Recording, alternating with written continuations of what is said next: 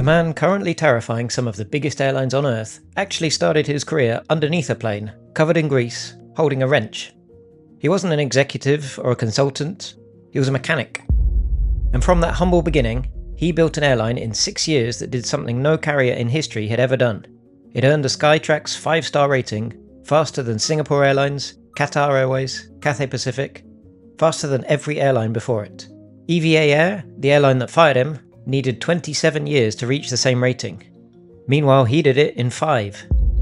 Today, I'm going to explain why STARLUX Airlines may be the most threatening new carrier aviation has ever produced, what makes it so dangerous for the giants, and why the big players are losing sleep over a boutique airline from a 23 million person island that was never supposed to compete with anyone. And it all starts with a family betrayal that genuinely happened at 35,000 feet. Let's rewind to the 23rd of January 2020. A brand new airline with zero history, zero alliances, and zero route experience lifts off from Taipei Dalian International Airport on its very first commercial flight to Macau. The captain at the controls isn't some hired gun with 20,000 hours. It's the airline's own founder, Chang Kuo-wei, or KW as he's known, the youngest son of Evergreen Group's legendary founder, Zhang Yongfa, the man who built one of the world's largest container shipping empires starting from a single vessel back in 1968. KW didn't inherit his father's empire.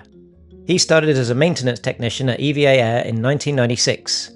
He later earned commercial pilot type ratings on the Boeing 777, Airbus A321, A330, and the A350. He also picked up a US FAA aircraft maintenance certificate. He became the first airline chairman in Taiwan's history to hold both maintenance licenses and full pilot ratings at the same time. That combination of hands-on and flight deck experience isn't just a fun fact. It explains everything about how STARLUX was designed and why other airlines are now nervous.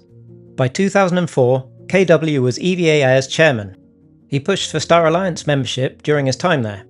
He flew EVA's own scheduled flights as a line captain, sometimes unannounced. Passengers bound for Los Angeles would show up at the gate and find out the company chairman was flying the plane. That level of operational immersion is almost unheard of. Then his father died in January 2016, and everything changed overnight. Zhang Yongfa passed away at 88 years old. His sealed handwritten will named KW as the sole heir to an estate valued at 14 billion new Taiwan dollars, or roughly 433 million US dollars, and successor to the entire Evergreen Group. The 3 older half-brothers from his father's first marriage understandably didn't accept it. In March 2016, while KW was piloting an EVA Air flight to Singapore, the EVA Air board held an extraordinary meeting, and they voted him out as chairman. They dissolved the Evergreen Group chairmanship. By the time his plane touched down, his career at EVA was over. Taiwanese media dubbed it a palace coup, and they named KW Prince Hamlet. The legal battle dragged on for 8 years. The Supreme Court of Taiwan dismissed the case in August 2024, confirming the full inheritance was his. But in 2016, that money wasn't accessible. What he did have was skill, knowledge, some capital from other sources, and a very specific reason to build something better than the airline that had fired him. Most people might have retired, but KW started ordering planes. On the 2nd of May 2018, STARLUX Airlines was formally established. The name comes from the Chinese characters for star and universe. His father navigated ships by reading the night sky, so KW named the star after him and the universe after himself. The airline's new slogan, "Born with luxury, shining like stars." The strategy KW chose wasn't the one the market might have expected. Every Asian airline startup of the previous 2 decades had chased budget travellers. Tiger Air, Scoot, AirAsia X, all racing each other to the bottom on price. KW went in the exact opposite direction. STARLUX launched with a fleet of narrow-body Airbus A321neos, but the intention from the very start was wide-body jets with 4 cabin classes on each, including first class. That first-class cabin features just 4 private suites with sliding doors, 83 inches of seat pitch, and personal wardrobes. Business class offers 26 lie-flat suites with full privacy doors. Premium economy sits 2 inches beyond the 38-inch industry average pitch on Recaro PL 3530 seats, the exact same ones Emirates chose for its refurbished A380. Economy features 240 seats in a 333 configuration. with 31-inch pitch, metal cutlery, and Michelin-inspired meals. Every cabin class is overbuilt. In March 2019, KW signed the largest single Airbus purchase agreement in Taiwanese history, 17 Airbus A350 XWB aircraft. He later added A330neos, which actually started flying before the A350s, and more of the A321neos. He hired BMW Design Works, the studio behind Rolls-Royce Interiors, to design the cabin aesthetic. He commissioned an original in-flight music score from smooth jazz guitarist Peter White. He contracted a custom cabin scent from Taiwanese fragrance brand P7. Wood, leather, and florals. Every sensory detail was intentional. Then, without any warning, the world locked down. STARLUX flew its first commercial flight on the 23rd of January 2020. Within weeks, COVID-19 had grounded global aviation. By March 2020, STARLUX suspended all operations. 3 weekly flights to Macau was all that survived when services resumed in June 2020. Every analyst wrote them off. A brand new luxury carrier launching into a pandemic with no loyalty base, no alliance safety net, and terrible timing. The smart money was on collapse. KW once again did the opposite of what was expected. He kept accepting aircraft deliveries. He kept hiring. He converted spare passenger jets to cargo missions and flew critical semiconductor shipments around the world during the global supply chain crisis. When airlines across the planet parked planes in the desert, STARLUX was quietly adding capacity. The A330neo arrived in February 2022. The first A350-900 landed in October 2022. KW personally flew every single aircraft delivery flight, including the first A350-1000 from Toulouse to Taipei in January 2026, a 13-hour ferry across half the planet, at the controls himself. Show me another airline CEO who's that hands-on. April 2023. STARLUX lands at Los Angeles International Airport for the first time. San Francisco followed in August 2024. Seattle arrived later that same year. Ontario, California joined in mid-2025. Phoenix launched on the 15th of January 2026, timed specifically around TSMC's $165 billion semiconductor investment in Arizona, which now sends tens of thousands of Taiwanese engineers and executives back and forth to Phoenix every year. Before that date, there had never been a non-stop flight between Arizona and Asia from any carrier. Here's where the danger for legacy carriers becomes measurable.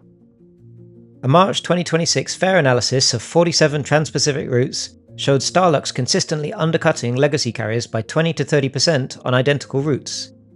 An economy round trip from Los Angeles to Ho Chi Minh City on STARLUX via Taipei, $814. The same routing on United or ANA, $1,050 to $1,200. That $336 difference buys a week in a Saigon hotel. And let's not forget, this isn't a budget airline with cramped seats and fees for everything. This is a brand new Airbus A350 with industry-leading pitch, the Panasonic EX3 entertainment system, metal cutlery, and a cabin crew that AirlineRatings.com CEO Sharon Peterson called exceptional, stating publicly that other leading airlines talk about STARLUX, which for a carrier this young is almost unprecedented.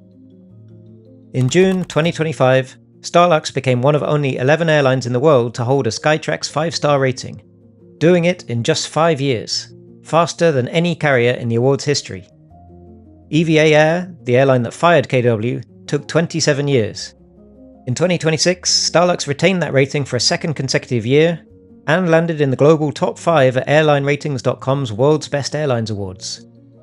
Also, in early 2026, AirlineRatings.com awarded STARLUX its highest possible accolade, a 7-star plus safety certification, earned after a near-perfect onboard cabin safety audit in December 2025.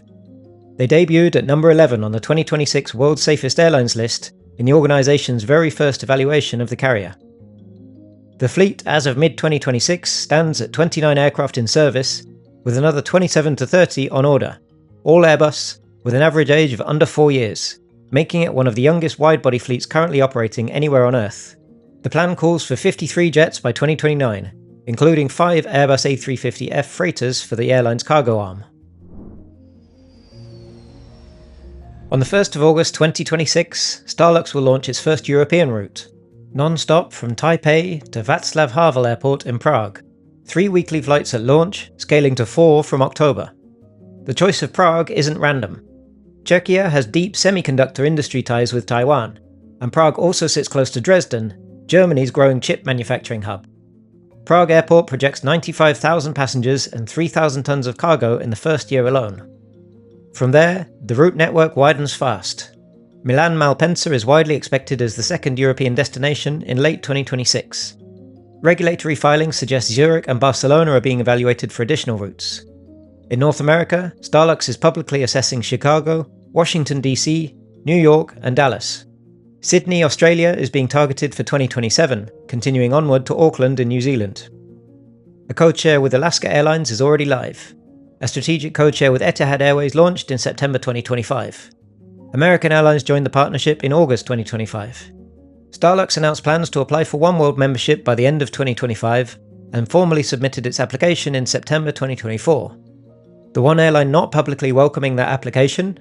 Cathay Pacific, whose trans-Pacific route network overlaps significantly with STARLUX's own. That detail alone tells you exactly how seriously the incumbents are taking this. Here's where it gets interesting for anyone who thinks STARLUX is just a pretty airline with nice seats and a good story.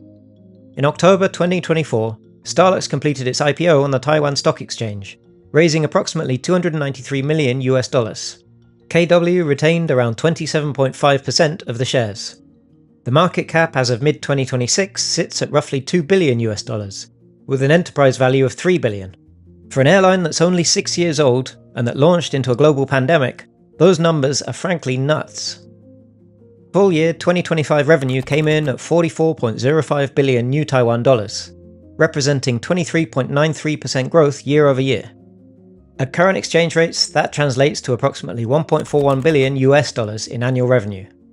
To put that in context, the airline had zero revenue in March 2020. It went from suspended operations to $1.4 billion in annual revenue in 5 years, while simultaneously earning a 5-star safety and product rating. That trajectory has no real comparison in modern commercial aviation. For the first half of 2024 alone, before the US network was even fully built out, STARLUX reported a 65% year-on-year revenue increase, with post-tax profits rising 172% to roughly $28 million. Load factors at that point were sitting above 80% across the network. For reference, most legacy carriers consider anything above 80% as operationally strong. STARLUX was already hitting that mark while still being a brand most American frequent flyers had never even heard of. The honest caveat though is this: net profit margins are thin, sitting at around 0.6% on a trailing basis. The debt-to-equity ratio is around 2.86, reflecting the enormous capital cost of building a modern wide-body fleet from scratch. Aircraft are leased rather than owned outright. These are real vulnerabilities.